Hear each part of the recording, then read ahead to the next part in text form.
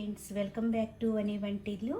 ఈరోజు మన రెసిపీ కందిపప్పుతో పచ్చడి ఎలా తయారు చేసుకోవాలో చూద్దాం. మన ఇంట్లో కూరగాయలు లేనప్పుడు మనం తక్కువ టైంలో రుచిగా తయారు చేసుకోవాలన్నా సులభంగా ఎంతో రుచిగా అనిపించే ఈ కంది పచ్చడి చేసి చూడండి. ఇది వేడి వేడి అన్నంలో నెయ్యి వేసి తింటే చాలా రుచిగా అనిపిస్తుంది. పెరుగన్నంలో కూడా తినడానికి చాలా బాగుంటుంది. పచ్చడి తయారు చేసుకోవడానికి ముందుగా స్టవ్ ఆన్ చేసుకుని ఒక బాండి పెట్టుకోండి. దానిలో 1 స్పూన్ ఆయిల్ వేసుకోండి. ఆయిల్ వేడయ్యాక 1 టీ స్పూన్ ధనియాలు, 1 టీ స్పూన్ జీలకర్ర వేసి కొద్దిగా వేగనివ్వండి.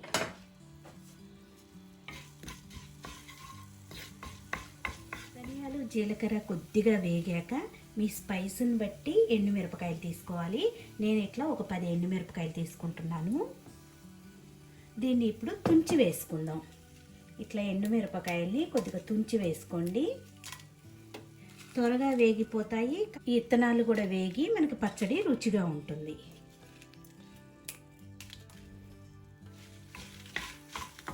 ఎండుమిరపకాయలను కూడా బాగా వేగనివ్వండి. మీడియం ఫ్లేమ్లో పెట్టుకుని వేయించుకుంటే మనకి ఇవి చక్కగా మాడకుండా వేగుతాయి. మిరపకాయలు ఇలా కొద్దిగా వేగుతున్నప్పుడు దీనిలో 4 వెల్లుల్లి గబ్బాలని నా ఈ పెద్ద సైజు కొంచెం కట్ చేసి వేస్తున్నాను. చిన్నవి అయితే మీరు డైరెక్ట్గా వేసి వేయించుకోవచ్చు. ఇలా 4 వెల్లుల్లి గబ్బాలను వేసి వేయించుకోవాలి. ఎండుమిరపకాయలు కూడా వేగిపోయినాయి. ఇప్పుడు స్టవ్ ఆఫ్ చేసుకుని వీటిని ఒక గిన్నెలో ఇలా తీసుకుని పక్కన పెట్టుకోండి. అదే ప్యాన్లో ఒక 1/2 స్పూన్ ఆయిల్ వేసుకోండి. ఆయిల్ వేడయ్యాక ఒక 1/2 కప్పు కందిపప్పు వేసి వేయించుకోవాలి.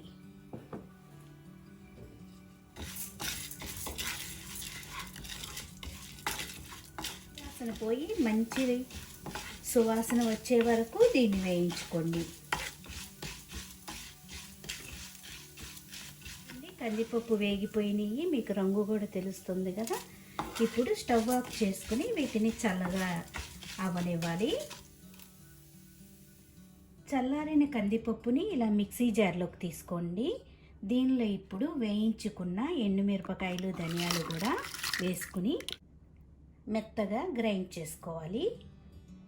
ఇలా గ్రైండ్ చేసుకున్న దానిలో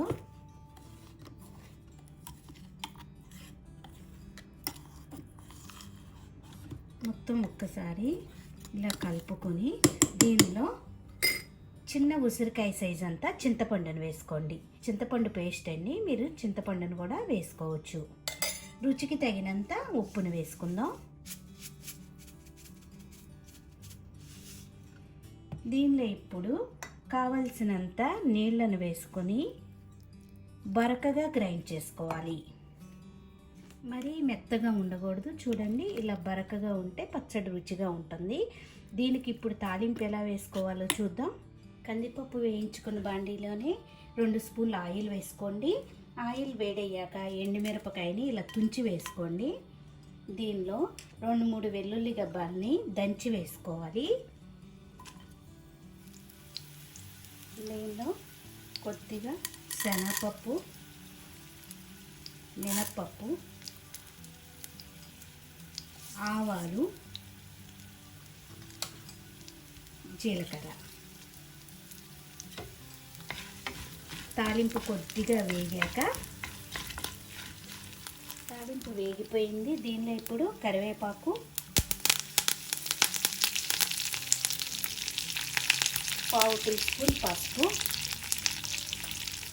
కొద్దిగా ఇంగువ.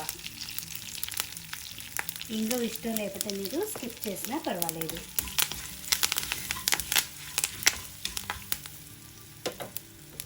దీనిలో ఇప్పుడు ఒక చిన్న ఉల్లిపాయని సన్నగా ముక్కలు కోసి వేసుకోండి. ఉల్లిపాయ కొద్దిగా సాఫ్ట్గా అయ్యే వరకు వేయించుకుంటే సరిపోతుంది.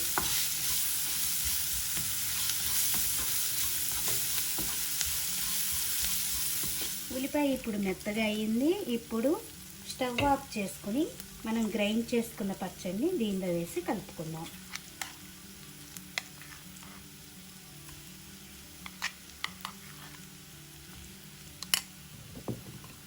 మొత్తం కలిసేలా కలుపుకోవాలి. ఎంతో రుచిగా ఉండే కంది పచ్చడి రెడీ అయిపోయింది. ఈ వీడియో నచ్చితే మీరు కూడా ఒకసారి తప్పకుండా ట్రై చేసి చూడండి.